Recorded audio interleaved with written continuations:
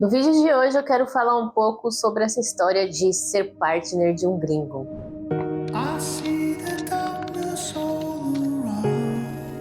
Esses dias, novamente conversas em grupos de expatriados aqui na Holanda, principalmente de brasileiros, surgiu um assunto sobre parceria registrada, mas assim, nem tanto, até partiu de uma pergunta assim mais sobre o aspecto legal disso, que não é o assunto que eu vou falar nesse vídeo, embora eu queira também estar na agenda para gravar um vídeo sobre isso, mas surgiu na verdade, começou nesse assunto mais legal da coisa, que era uma pessoa fazendo uma pergunta sobre parceria registrada, que eles queriam registrar. Parceria registrada é o que eles chamam de união estável no Brasil, né? Aqui chama parceria registrada. Eu não vou lembrar a palavra em holandês, mas é parceria registrada. Eles queriam fazer a parceria registrada, ou união estável, e o cara, tava com a preocupação, dizendo que isso envolve decisões financeiras, o que ele não tá nada errado, mas que, eventualmente, numa separação, ele teria que pagar pensão para ela a vida inteira. E ela foi perguntar se isso era verdade, se tinha uma maneira de excluir. E aí teve alguns comentários no grupo sobre isso, né? Essa parte parece que realmente tem algo assim na lei sobre o partner. Na verdade, independente de ser estrangeiro ou não, de pagar uma pensão o resto da vida, mas você pode fazer um contrato colocando as condições que vocês aceitam seguir ou não. Mas a questão é que esse assunto desdobrou para uma outra conversa, que é o que realmente eu quero trazer nesse vídeo, que é uma outra pessoa que fez um comentário, sobre quando ela veio para a Holanda, muitos anos atrás, ela fez questão de casar realmente com o atual marido dela, porque na visão dela, por mais que tenham ganhos, a gente deixa muita coisa para trás ao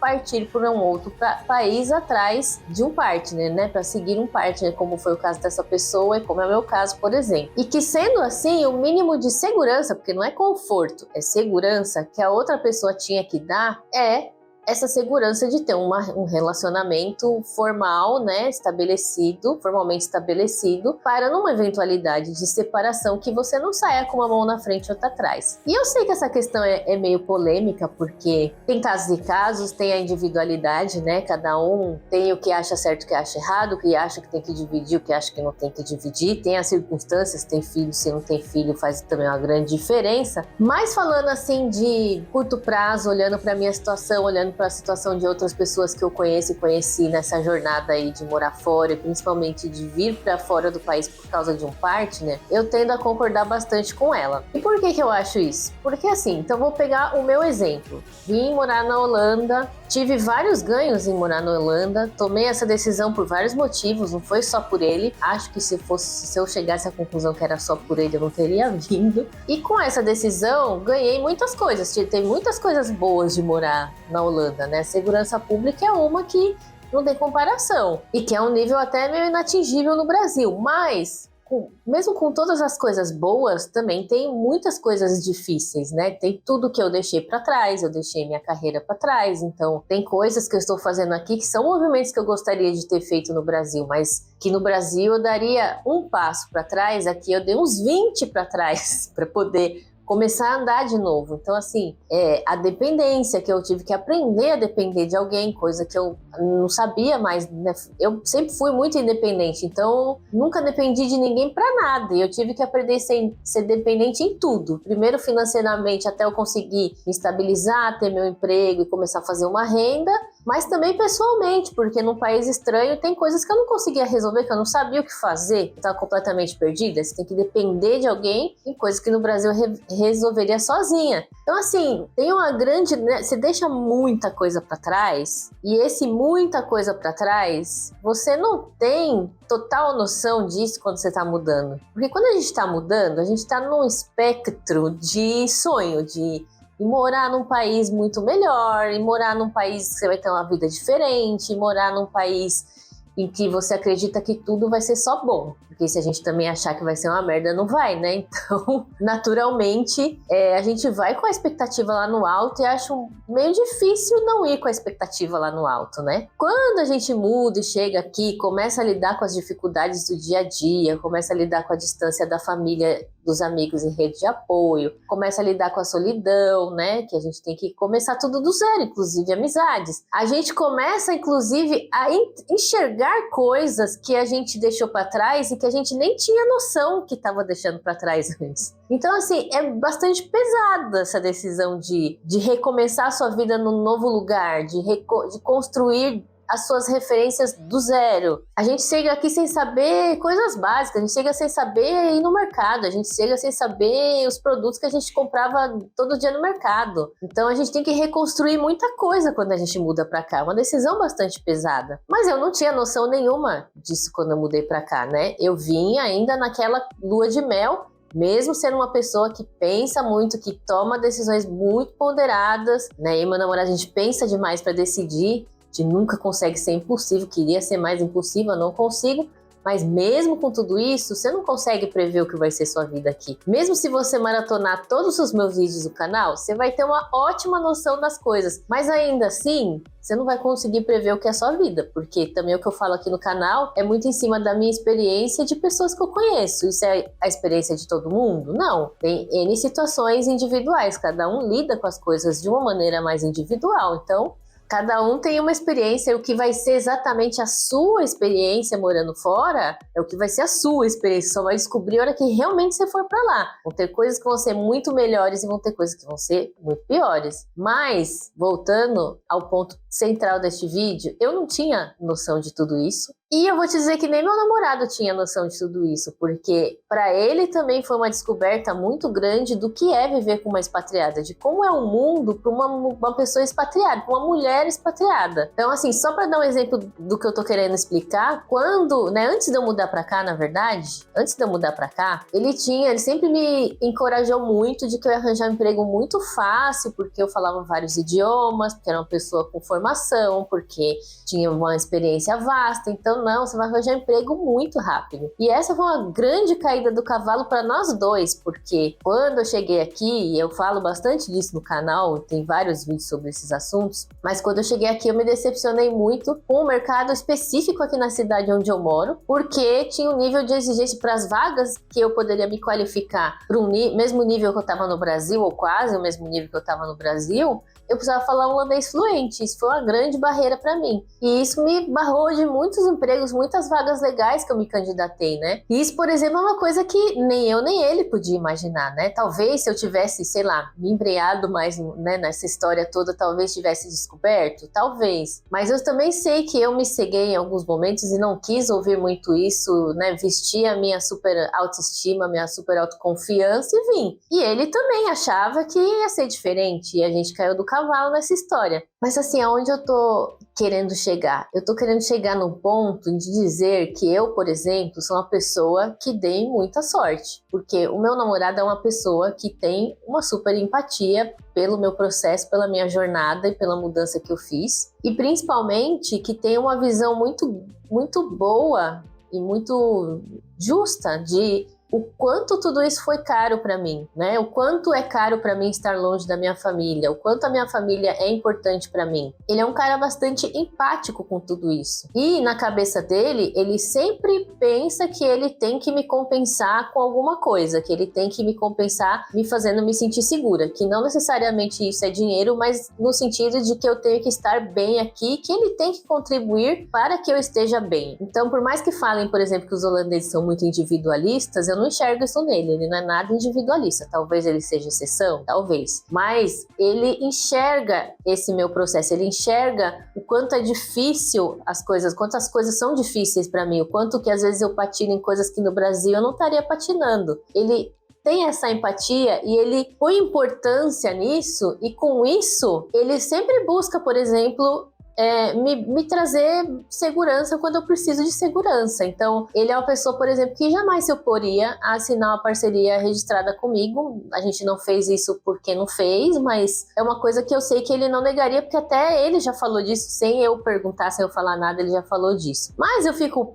né, pensando que aquela Aline lá do passado, quando mudou pra cá, tinha uma síndrome que muita gente tem, principalmente mulheres, acredito eu, que é uma síndrome né, da aproveitadora que casou com o gringo, né? Que é um estigma muito grande em cima de pessoas que acabam casando com estrangeiro, que aí casando, indo morar junto, não importa qual que é o status oficial, enfim. Que é a história de, arranjou esperta, né? Arranjou um gringo para morar fora, né? Como se a gente arranjasse só os gringos ricos, né? Que você não precisa se preocupar em trabalhar, arranjar emprego, se integrar na sociedade, não precisa se preocupar com nada, você só fica lá na piscina tomando coquetéis. E na realidade, não é essa, a realidade é bem o contrário, a realidade é muito mais como, por exemplo, um vídeo que tem aqui no canal com a minha amiga Iná, que também mudou pra cá, também cortou um dobrado para se adaptar, para arranjar um emprego, ou para arranjar, no caso dela, uma profissão que ela resolveu empreender. E essa história mais ou menos a minha história, é a história de muita gente, né? Que chega aqui e tem que dar 1000 passos para trás para conseguir voltar para o mesmo lugar que estava no Brasil. Mas quando a gente vem com a síndrome de eu preciso demonstrar para ele que eu não tô vindo pelo dinheiro, ou que eu não tô vindo pela vida boa, né? Que é a visão que a gente tem errada de que a vida é só boa. Eu não tô vindo me aproveitar da pessoa. E aí, numa dessas, você assina uma parceria registrada, abrindo mão de tudo e qualquer coisa, e você largou tudo no Brasil. Muita gente, conhece história de gente que vendeu casa no Brasil, que tinha casa no Brasil, apartamento próprio, e vendeu casa e carro, e largou tudo, e depois entrou num relacionamento, o relacionamento não deu certo, e a pessoa voltou pro Brasil com uma mão na frente e outra atrás. Seja porque também não é uma pessoa muito prevenida que guarda dinheiro, seja porque ficou tão nessa coisa de eu preciso provar que eu não tô aqui pra, né, usurpar de ninguém, que acaba abrindo mão do básico, porque, né, o que essa pessoa postou lá no começo da conversa, postou no grupo, né, que a gente muda pra cá, a gente deixa muita coisa pra trás, a gente abre mão de muitas coisas, e mesmo se a gente for olhar financeiramente,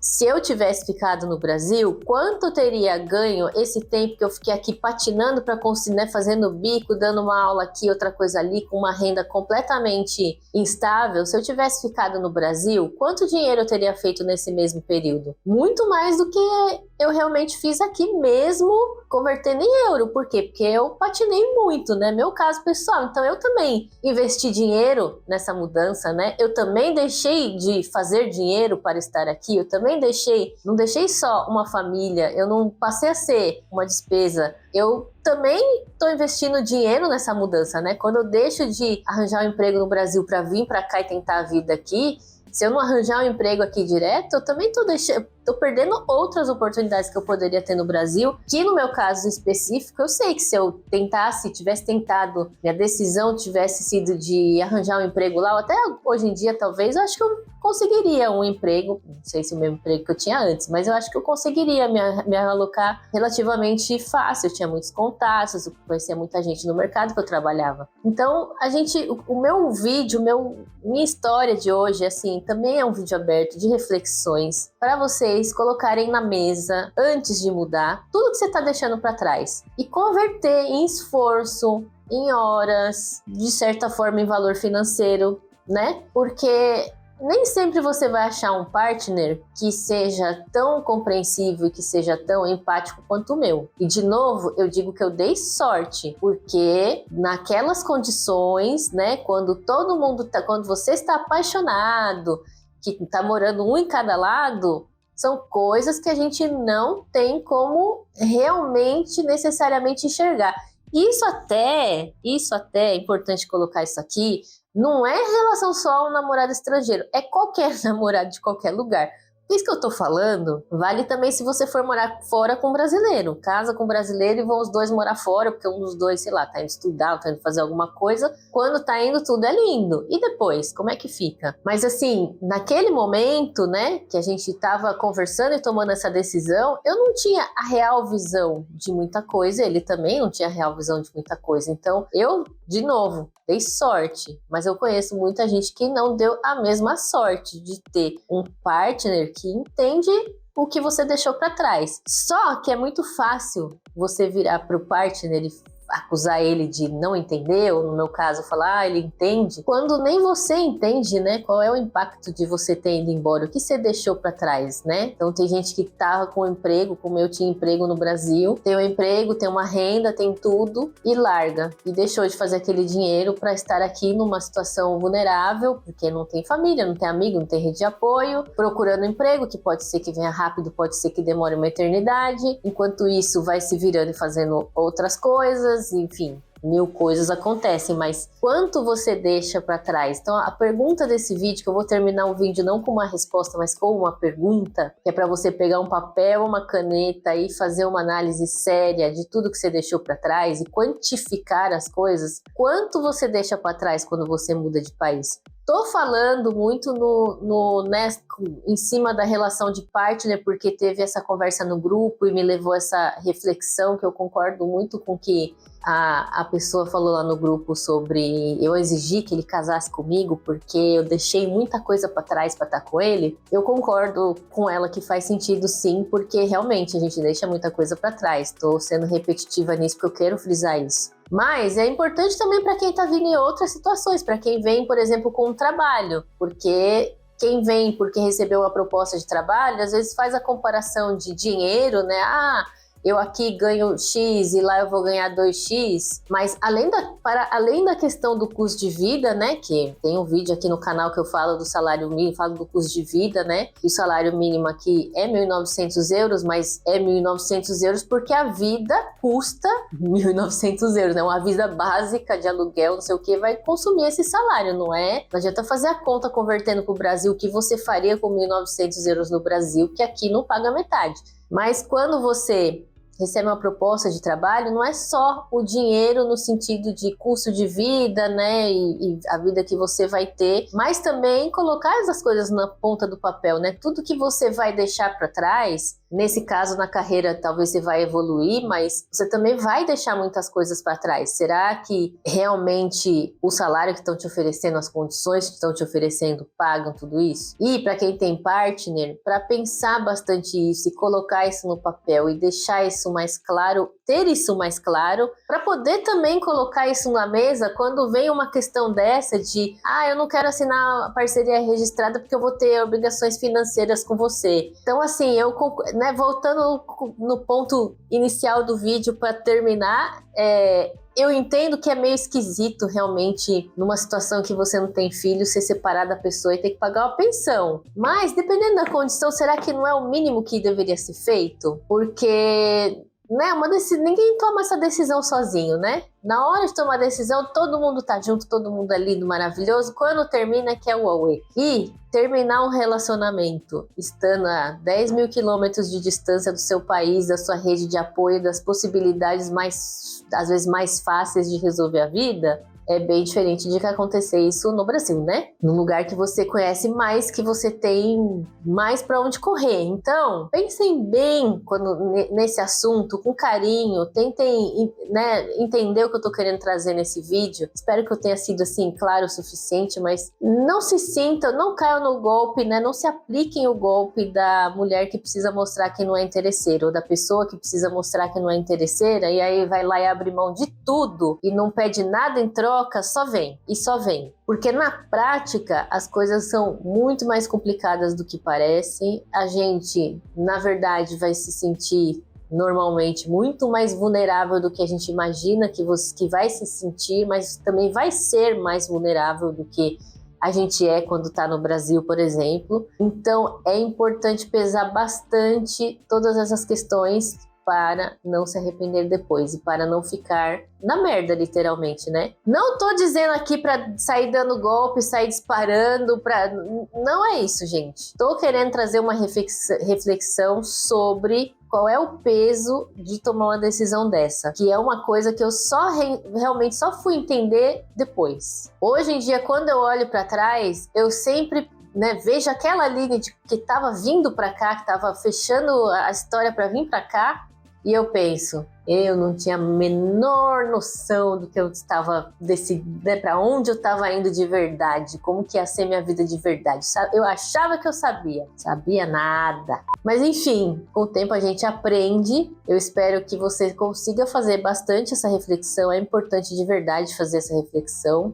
Tô ficando repetitiva, né? Mas é que é um assunto tão importante, é tão difícil de falar sobre isso, é muito amplo. Mas eu acho que é importante trazer isso, porque, por exemplo, isso eu nunca vi ninguém falar sobre isso. Ninguém fala desse aspecto dessa maneira mais psicológica, talvez, mas principalmente, ainda mais prática também, né? Prática, é uma questão prática também.